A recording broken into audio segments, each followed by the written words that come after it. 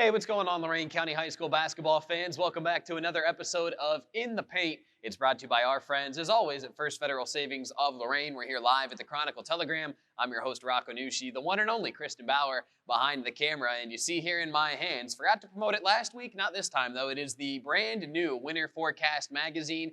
Team previews, schedules, a Cavs article, everything you need to get ready for the winter high school sports season, and a little bit about the wine and gold right here in this Forecast magazine. You can stop by the studios of WEOL or here at the Chronicle Telegram. Pick up your free copy today if you don't already have your hands on this bad boy.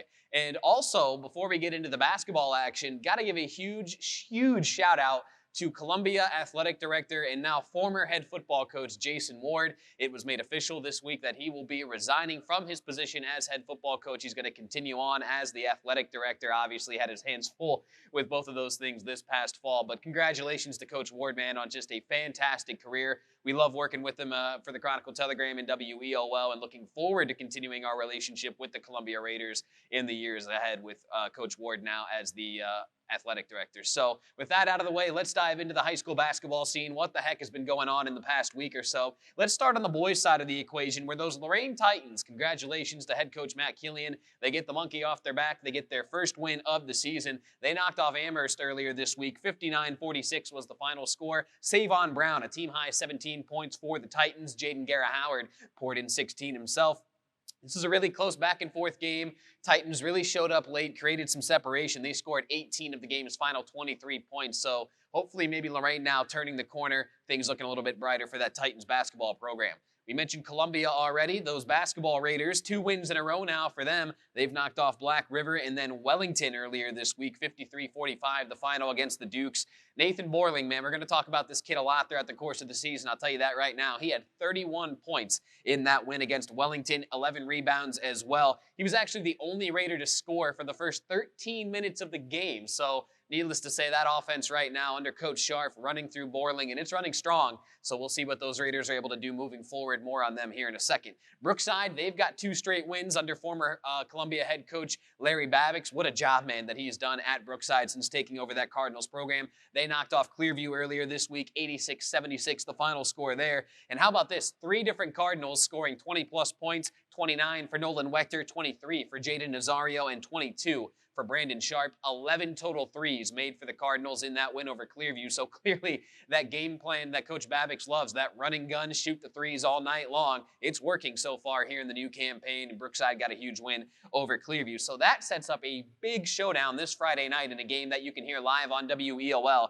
It'll be Columbia at Brookside again this Friday on WEOL. 2 teams jostling for position atop the Lorain County League. And finally on the boys' side, huge shout out to Coach Brett Larrick and the Elyria Pioneers. They had a monstrous win up at Solon, 67-44. The Pioneers dominating the Comets pretty much from start to finish in that game. They out-rebounded Solon 40-15. That's all hustle. That's all effort, man. So big shout out to the Pioneers for that one. Jaden Crutcher, he had a team-high 16 points. Jeremiah Daniels scored a career-high 15. So Elyria playing some good basketball here at the start of this new season. On the girls' side, don't have Wednesday results at the time of the recording, but can tell you this past weekend, Grace Kingery scored 35 as North Ridgeville edged Amherst. 59-51 was the final. A really great back-and-forth game. The Rangers got hot in the second half. Brooke Lime added 9 points, but again, 35 for Grace Kingery, the senior. Another name to look out for all year long here in the Lorain County hoops scene. Black River knocked off Mansfield Temple Christian 78-69. Talked about the 35 from Grace Kingery. Well, how about Riley Kubitz for Black River? Had 45 points in that win over Mansfield Temple Christian. That is a Medina County single-game scoring record. So huge shout-out to Riley Kubitz for setting that.